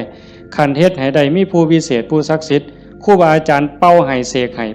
ผู้ใดสิเกินพระพุทธเจ้าพระออกว่าไผสิเกินพระพุทธเจ้าในโลกในจักรวาลเนี่ยคันมันเฮ็ดแทนได้ทำพิธีเฮ็ดให้ได้พระพุทธเจ้าเฮ็ดให้หมดเมื่อเช้าย่างบิณฑบาตหัวแต่ว่ามันก็หาเรื่องอยู่เลยปีชงเพิ่นว่าปีนี้ปีชงหยังชงกาแฟ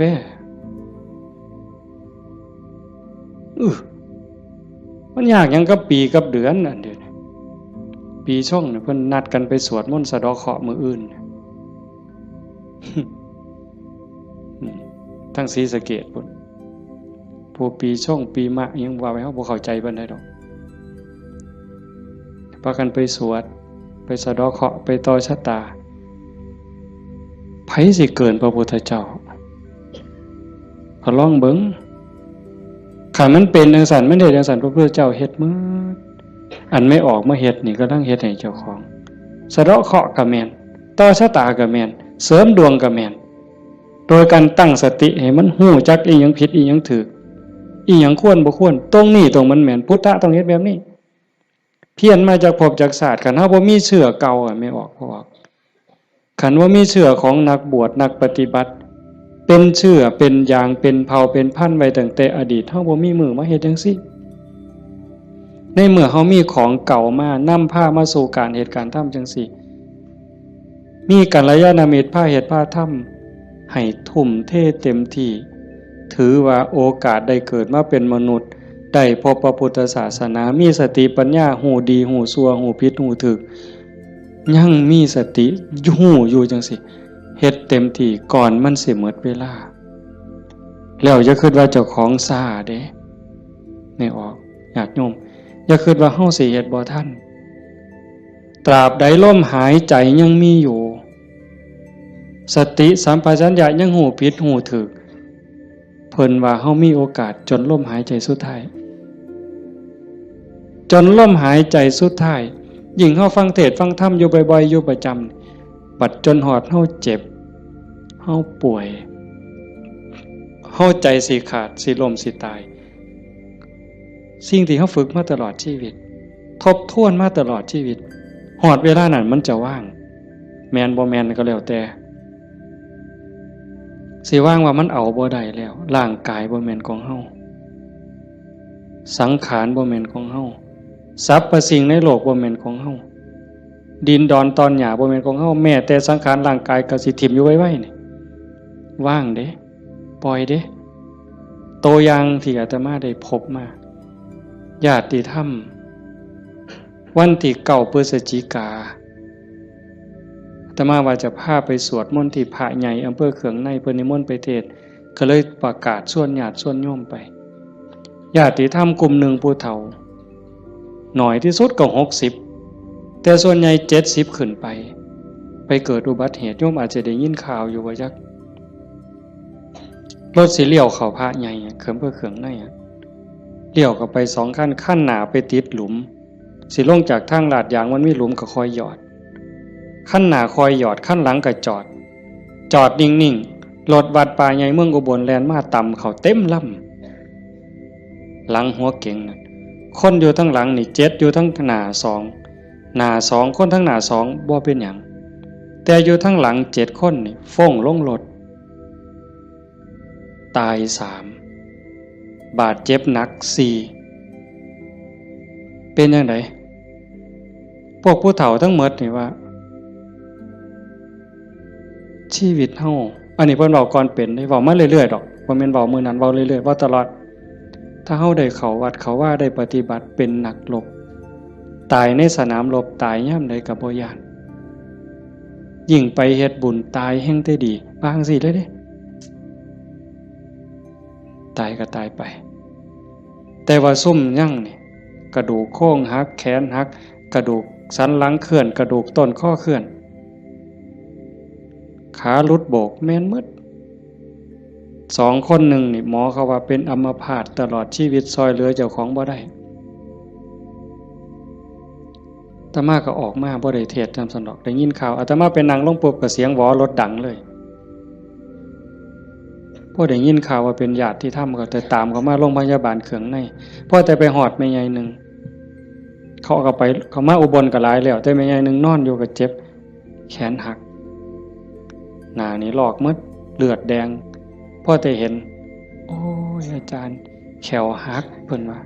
แขวเสียไปซ้ำเพิ่นว่าโอ้ยสร้างมันเถาใหญ่บ่ได้ซื้อเพราะบาทดอกแขวเพิ่นว่าเราก็ยังดีใจอยู่เด้หลานหน่อยไปนำหลานอาตมาไปนำ2คนจับมือยายแน่มันหนาวมันสิไปทั้งเพิ่นแล้วนะมันหนาวจับมือยายแน่ให้ยายอุ่นแน่ให้ยายอุ่นแน่เด็กน้อยก็จับผู้คนก็บ่ฮู้เรื่องสลบไปบัดพ่อใหญ่นึงบัดกระดูกหักเขาก็คิดว่าแอวหักถ้ามาก็คิดยากหมอเขาก็มาจับนี่เขาก็เพื่อทดสอบว่าเป็นหยัง มาสุดท้ายเขาก็ว่าแอวหักกระดูกหักธรรมาก็โอ้ยตารู้ตนผู้เฒ่าเราก็ถามหาเมียเนาะครูนั่นโยมบ้านฟังเพลอาจจะเห็นพ่อใหญ่ผู้ดำๆมันเพิ่นสิเป็นครูแต่ธรรมาเอิ้นแต่เทวดาตาบ่เห็นห่วงดอกผู้เฒ่าขี่รถมาเกือบ20กิโลรถซาเล้งเพิ่นมานั่นเพิ่นก็ถามหาเมียเพิ่นอาตมาก็บ่ได้ปากดอกแต่หมอไปนำนั่นเพิ่นเว้าก่อนยายเพิ่นก็ถามหาตาอยู่จริงๆเขาไปอุบลตายก่อนหมู่ยายนั่นหมองหมอนเป็นตะเงิดหลายบัดน่ะอาตมาเยี่ยมอยู่โรงพยาบาลสรรพสิทธิ์ไปเยี่ยมเฒ่าผู้ชายหันก่อนโอ้ยอาจารย์บ่แม่นของเฮาจักอย่างเพิ่นว่าเด้บ่แม่นของเฮาจักอย่างบอกบ่ให้เจ็บมันก็เจ็บมันอยากเป็นหยังมันก็เป็นบ่แม่นของเฮาจังแม่นน้อเพิ่นว่าหลงว่าของเจ้าของมาตั้งโดนอันนี้ก็ตัวนึงหลังจากนั้นมาเยี่ยมแม่ใหญ่ผู้กระดูกข้อเคลื่อนกระดูกสันหลังเคลื่อนอันนี้หมอก็ว่าเป็นอัมพาตตลอดชีวิตบัดนี้ถ้ามาฮอดแล้วเว้าแม่ใหญ่นี่แล้วเว้าอีหลีน่ะเว้าแผ่วๆๆๆเสียงดังเว้าแต่กรรมฐานแล้วเว้าหยังดอกโอ้ยบ่ย้านจักหน่อยอาจารย์เพิ่นว่าลูกศิษย์อาจารย์ใหญ่วัดโน่นกุลมบ่ย้านเพิ่นว่านั่งสมาธิ6 ชั่วโมง9 ชั่วโมงสำบายตายก็ดีมันสิได้เศร้าเจ็บเศร้ามีแห้งเพิ่นว่าแต่ว่าเราหลับไปยามใดวึบไปยามใดเราว่าขาวอักลากนี่มองเราอุ่น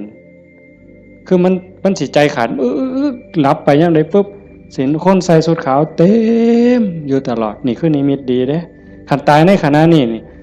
สวรรค์เขาเอาเราไปแท้แต่ว่าเราปฏิบัติตลอดที่จริงเขาให้เราอยู่ห้องผู้เดียวเป็นห้องอันตรายแล้วพอนะโอ้ยดีแห้งอาจารย์เขาให้อยู่ผู้เดียวบ่มีผู้ใดมากวนปฏิบัติภาวนาเมิดขึ้นเพิ่นว่าอันบ่ฮู้ทิพย์เด้นั่นเจ้าของนั่นอันตรายที่สุดเพิ่นว่าเพิ่นสำบายไม่มีผู้ใดมากวนเพิ่นนั่นบัดเอาไปเอามาภาวนาตลอดอยู่โรงพยาบาลตลอดย่างได้ซุมื้อหมอว่าสิเป็นอัมพาตตลอดทั้ง2เท่านี่ตลอดชีวิตเลยซอยเหลือตัวเองบ่ได้แท้เดี๋ยวนี้ย่างได้ทั้ง2คนเห็นบ่มองอัศจรรย์หลายพอใหญ่เข็มนี่แม่ใหญ่ต้องค้ำเมียตายพ่อใหญ่ต้องเข็มพ่อใหญ่เข็มนี่คือทรมานตอนนี้ก็ย่างแล้วโยมแม่ใหญ่สวัสดิ์น้องสาวนั่นตายแล้วอีกผู้นึงถ้ามาเจอบ่ได้ตายบ่เอาเรื่องกับรถถือว่าเป็นกรรมเป็นเวรเป็นสิ่งที่เกี่ยวเนื่องกันมาใครแม่นเฮาสิว่าแนวใดมองอาตมาเงิดอ่อนซ่อนใจคนน่ะขอบ3ครอบครัวนี่ผู้นึงเจ็บสาหัสผู้นึงตายนี่บ่เอาเรื่องกับรถบ่เอาเรื่องกับครูกรณีถือว่าเป็นเรื่องของบาปของบุญเป็นเรื่องของวัฏสงสารให้แล้วต่อกันเขาก็บ่อยากมาซ่อนเขาก็บ่อยากพาเฮาไปตายนี่มองว่าคุณภาพของธรรมะมองเข้าใจธรรมะมันเฮ็ดใจได้ขนาดนั้นคักบ่มื้อนี้แม่ใหญ่นึงผู้เตรียมเนี่ยเผาไปวาง 2-3 มื้ออายุ89 ปี7 เดือนผู้หญิงเด้เลี้ยงลูกเมี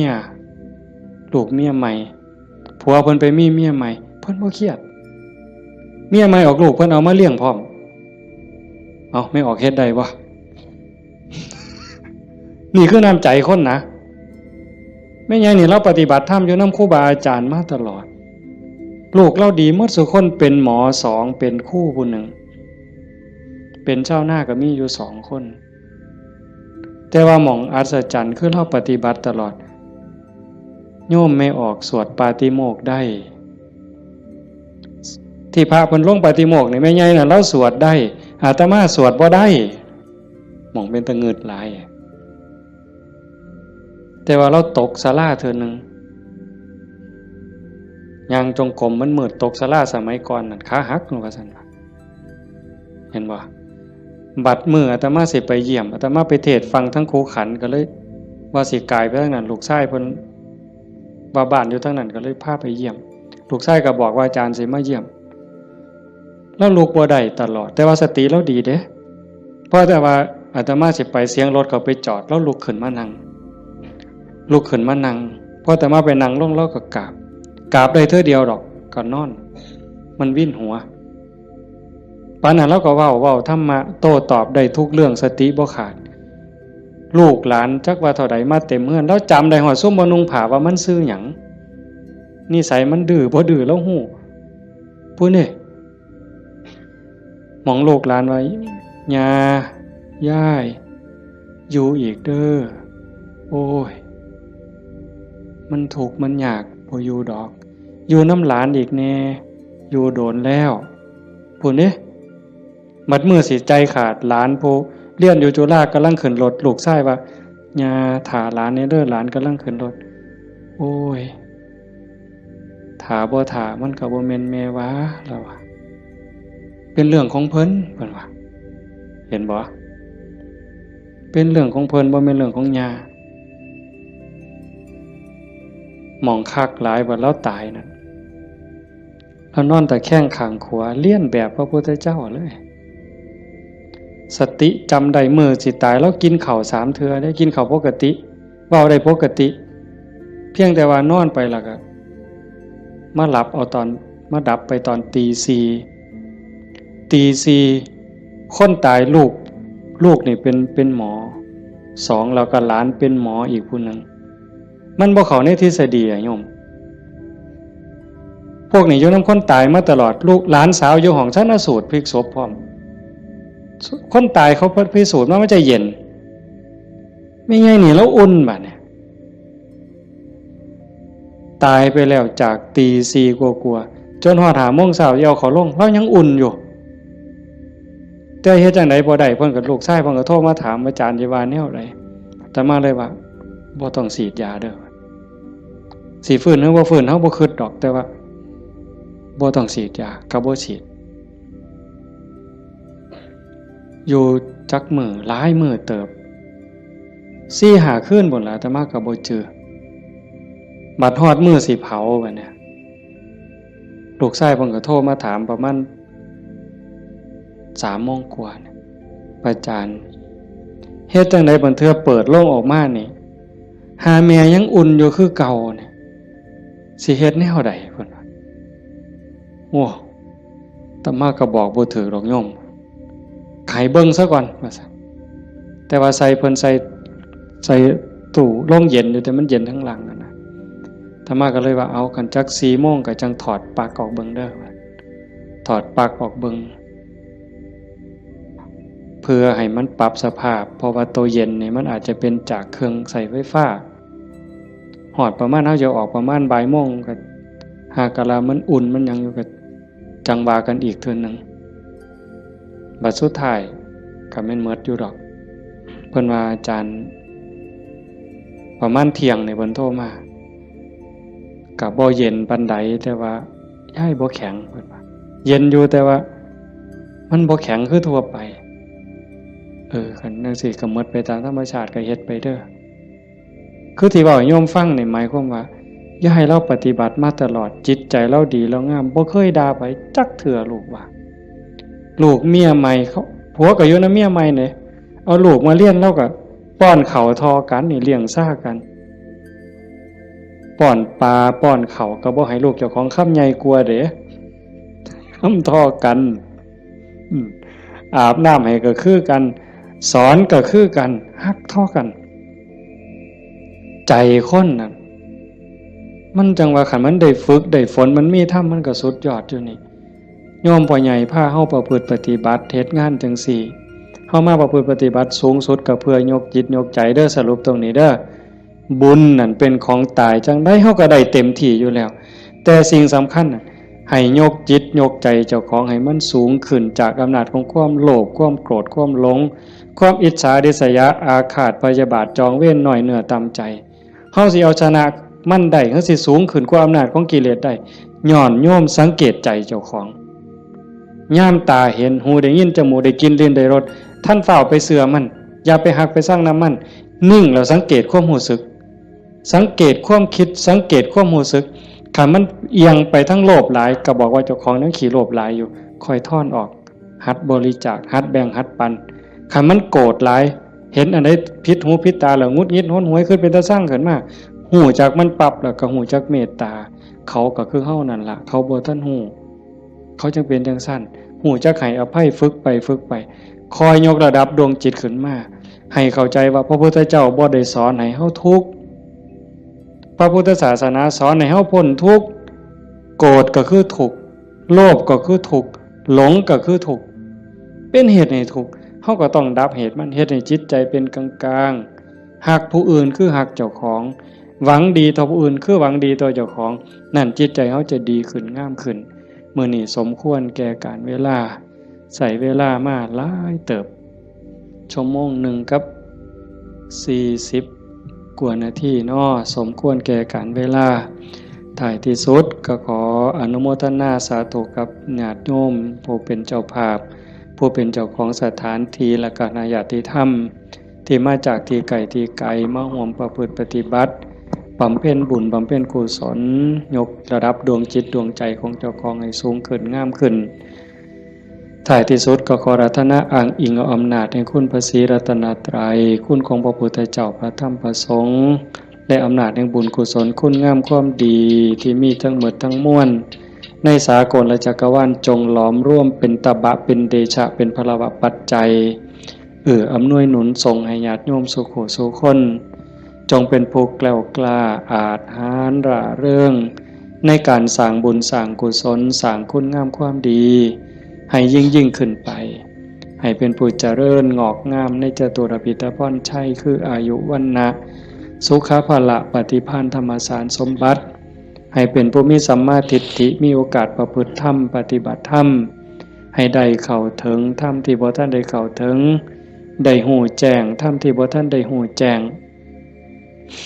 จนสามารถนำตนให้พ้นทุกข์ปรารถนาสิ่งหนึ่งประการใดหากเป็นไปโดยชอบประกอบโดยธรรม